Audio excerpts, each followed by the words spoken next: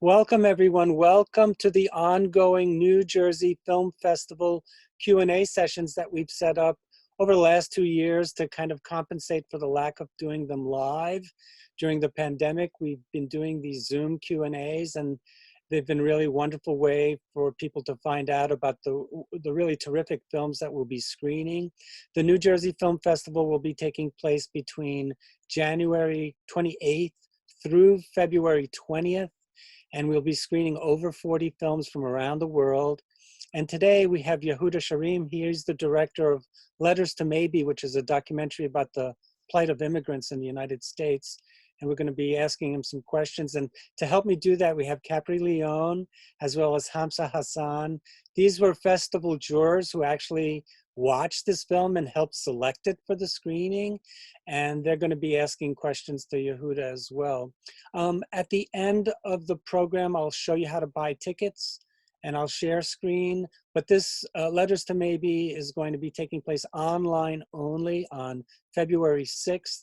And we've been using Eventive as our streaming provider, and the film will be available for 24 hours on that screening date, which is a little deceptive because if you start watching, let's say at 6 p.m. on that date, and you decide you want to watch it in bits and not the whole way, you still have 24 hours to finish it, so you can go into the next day.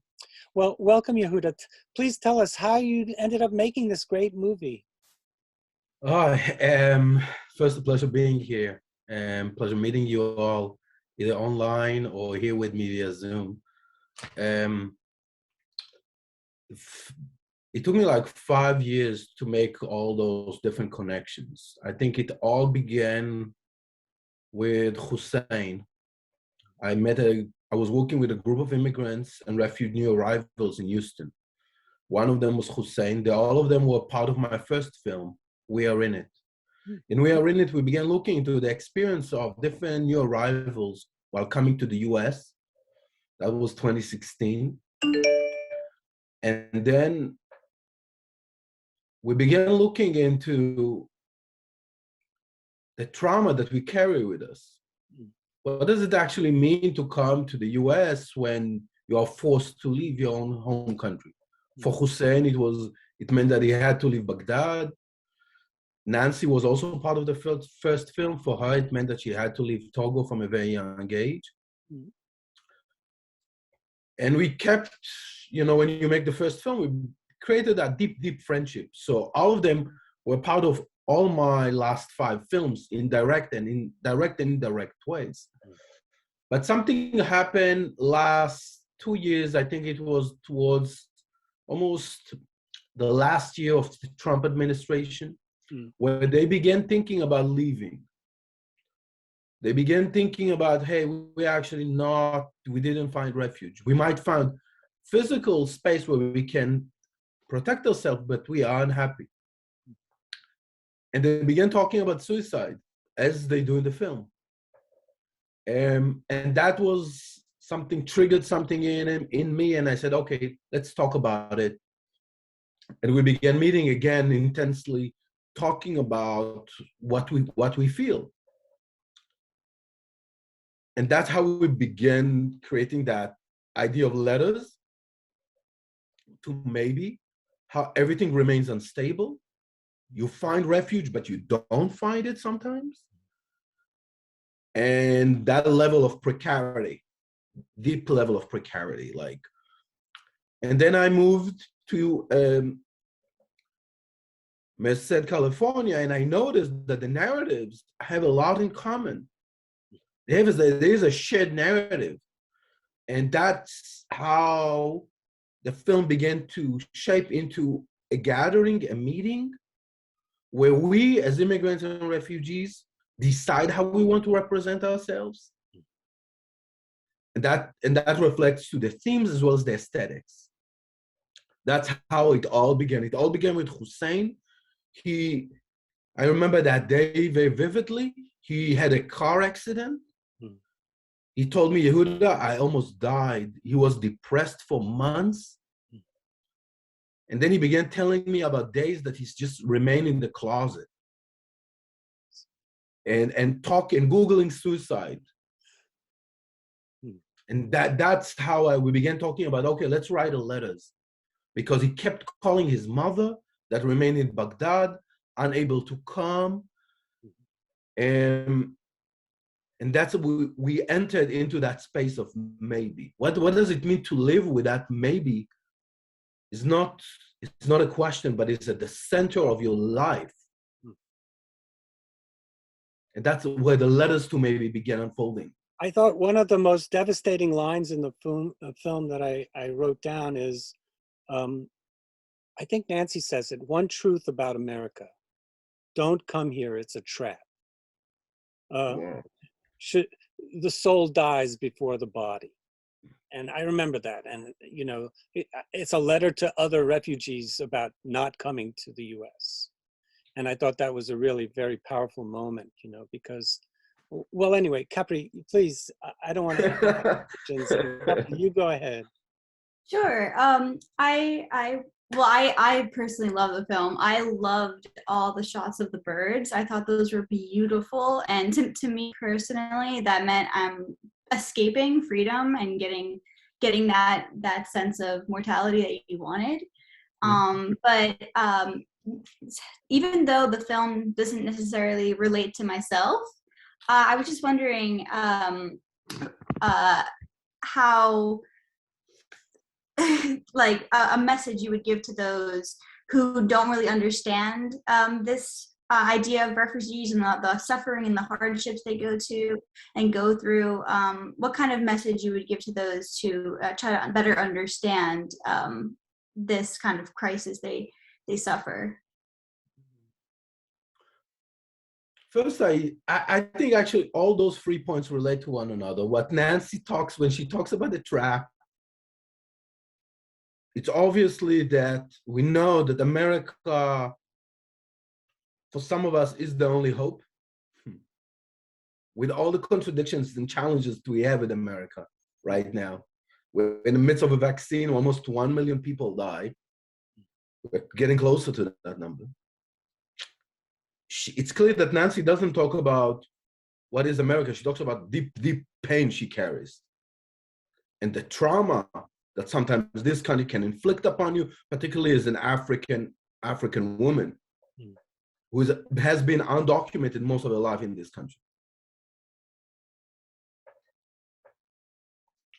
And in that sense, it does talk about all of us. All of us are part of this place. Whether we are refugees or not, whether we are sons and daughters of immigrants, whether we are denying the fact that we are some sons and daughters of immigrants, it is about us. We created this country. We are creating it. We are part of this fabric. For me, the birds are reminding us that everything is fragile. Everything is in constant flux. Nothing is remaining the same. And the deep idea of that freedom is bigger than us, and that flow is bigger than us, and movement is bigger than us, and cannot be really contained. But at the same time, you know, that we are deeply involved in creating structures that actually not only limit us, but sometimes even kill, literally and spiritually, kill who we could be and who we should be. So for me, there is not one message. It's all of what I just talked about. And that also means that there are also contradictions here that we need to deal with. For Nancy, it's a trap. For Anna, who arrived from Mexico, who also still to this very day is undocumented, 7 years. That this country is her only hope. For her son Marcos, it's his home. He doesn't know really much beyond that. So it's also to deal with those contradictions. And for me, there is not, I mean, maybe in my idea, good film is not a pamphlet. It's allowing all those different messages. And just like the birds. Yeah, and it does it very effectively. Hamsa, jump in, your turn. All right, so I just love to ask this question to all documentary filmmakers because I just love it. So my question is, was there a moment, and I'm sure there was, where it was something, you captured something unexpected, but you just knew you had to include it in the film because you knew it was a very special moment that you captured? And I was wondering if you had that moment in the film? Totally. For me, what jumps to mind is do you remember the last sequence, the last 10 minutes with the birds, the paloma? You know, there are moments in life that you're not prepared to, but here they are, they come, they bring themselves to you, and you just better be ready. And for me, that sequence is,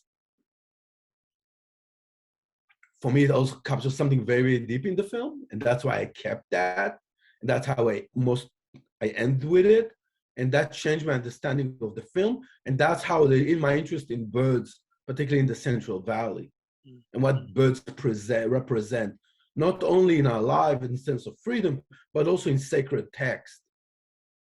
And that's why I included Abbas and Hannah in terms of the role of birds in Persian and Eastern literature as a source of inspiration. Like in any sacred text, there's always a bird. The bird is the one that is somewhat reflects the movement of the soul, you know, and it's something that we don't always understand. It never really makes sense. So for me, that last scene is the scene that I was never prepared to, but the scene that changed everything in terms of the making of the film. The film itself is like a quilt where you've stitched together the various stories from the immigrants who are dealing with trauma, fear. There is some joy, there is some hope, and we go from young to old, right? We focus on children, and this was all premeditated before you began, correct, Yehuda? Yes. And the goal is to present to the audience that they're part of the solution, not just it's not just a mirror for them to see themselves in, but is a mechanism that is meant to try to you know, help immigrants. I think New Jersey is one of the states that goes out of its way to try to help the immigrant community, but that's not the case in the Bible Belt in the United States and other parts.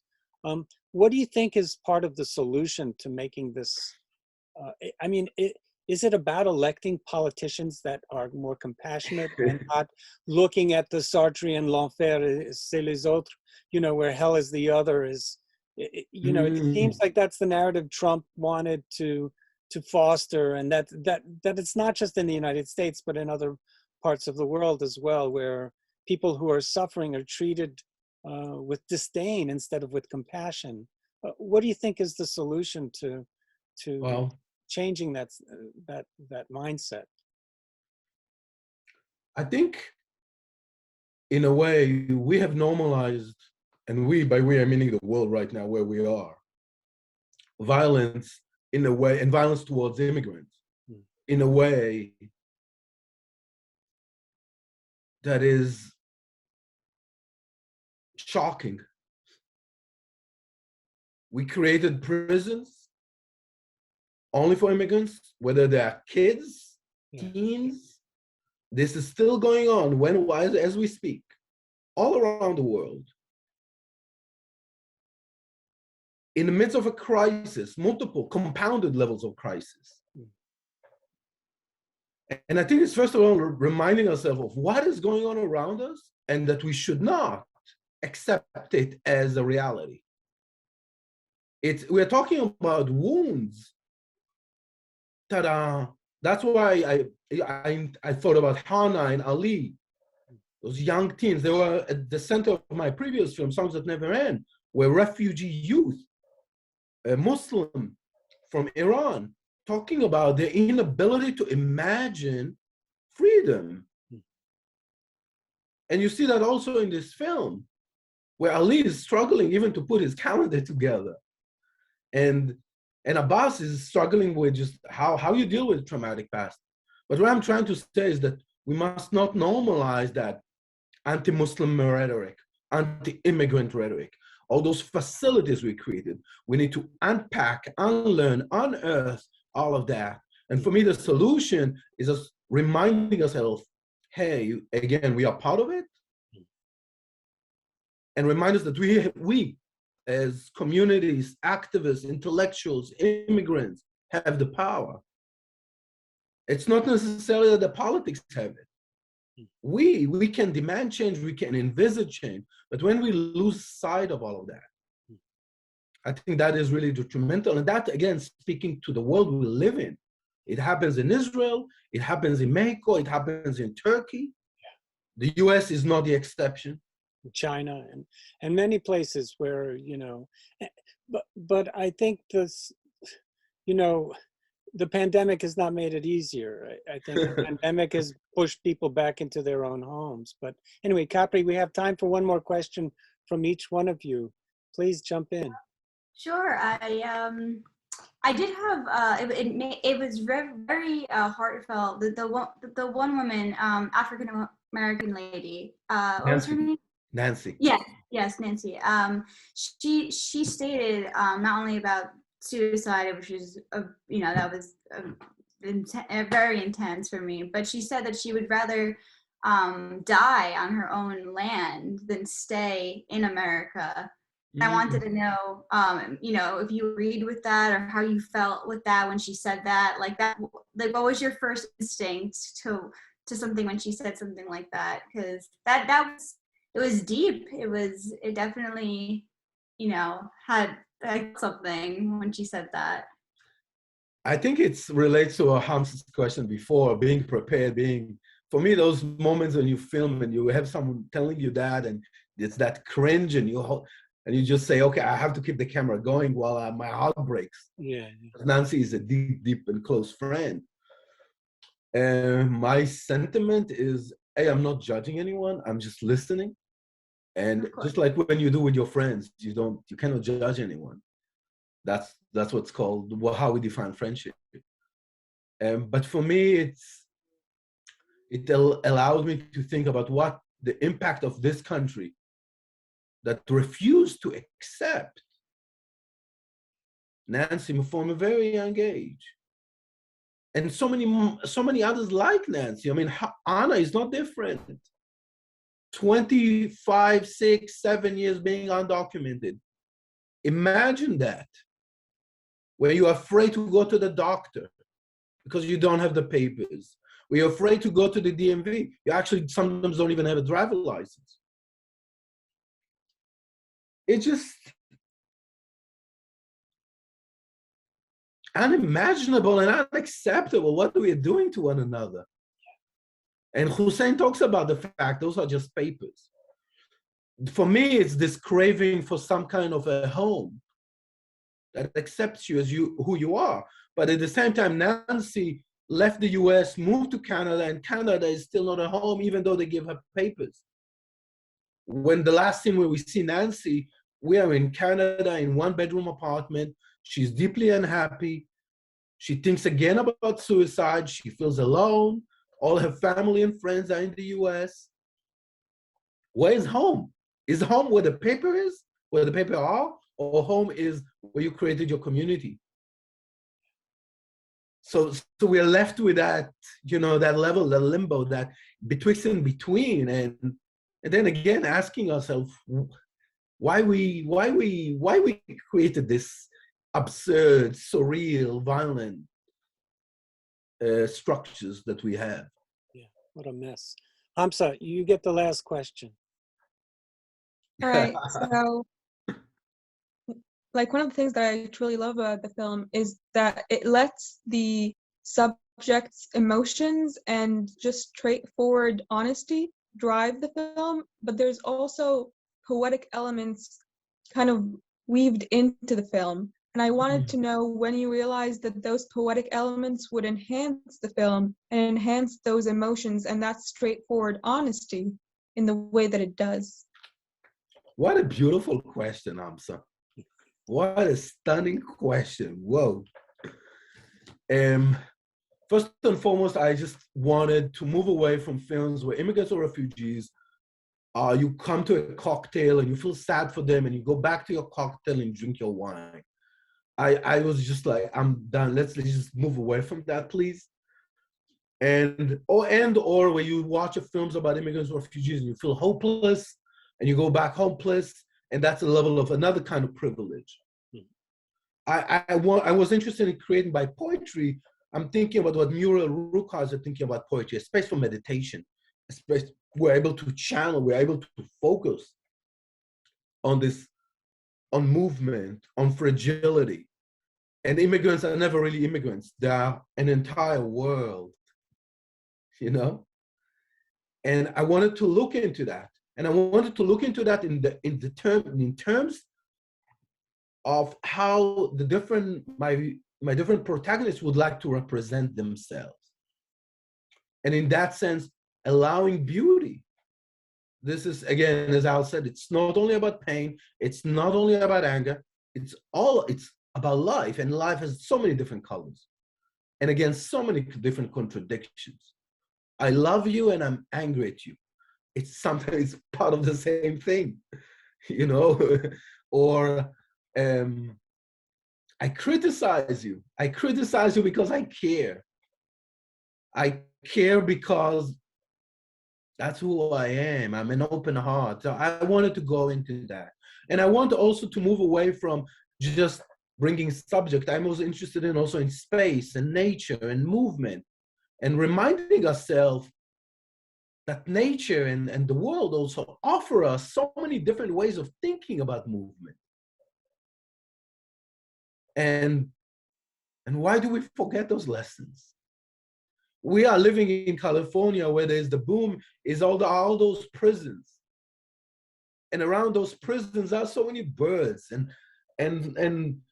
crops and so much treasure, so many treasures, but we turn that space into a prison. We do that. We invest in it. And not only that, we invest in for-profit prison. What a catastrophe. What a pathetic level of imagination. And it's not only the US. Look, I come from a country that is, like, I was born and raised in Israel. My parents are immigrants themselves from Iran to Israel. And I live in a country that indirectly or not, consciously or not, has invested in war. I'm not talking about budgets here, or only budgets. I'm talking energy. I'm talking about a war sometimes that was forced or initiated, however you're going to look at it. But what a tragic life. What a tragic life. That is what you decide to do.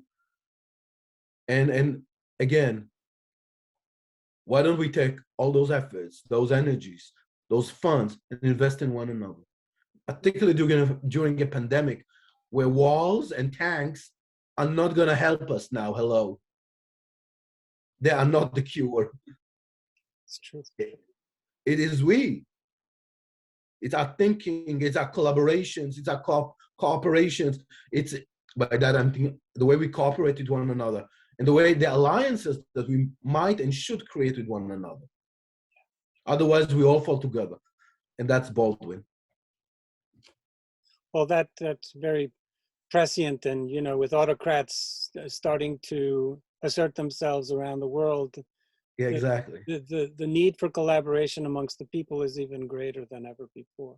Anyway, I wanted to just share with our audience how they can check out this movie for themselves. So I'm going to share screen, and let's see how we do this. I shift over. So this is our website, which is njfilmfest.com, and it's on the lawn sign behind me that I always put up so people can have it throughout the whole Q&A session. Normally everything would be here, but because of the pandemic, we have turned into a hybrid festival where we're showing the films online, and select movies are going to be done live as well. So in order to see what we're doing, you go to our regular website, and then you can click on current events, which just basically bounces you down. One of my interns was nice enough to rehabilitate our website, which had fallen into disrepair, and now it's all fancy and everything. So you just would click on the view schedule by tickets, and that will bounce you to our Eventive site. Eventive.org is our streaming service, and all the films pop up in this catalog page. And there's basic information about how you can watch the movies. And here's Letters to Maybe. And you would click on this, you would go to pre-order, and then you could purchase a ticket, and you could watch the film online for 24 hours. You can also go back to festival site, and there you have our welcome page that gives you generic information. But you can also click on schedule, which will allow you to see all of the films in a linear form, and the pictures take a little while to load up, but there's pictures for all the movies that we're screening. We're screening 40 movies from around the world, and they will be shown sometimes in a package of shorts, sometimes a standalone feature like Letters to Maybe. And so we get to Letters to Maybe, you can read the blurb about the film here.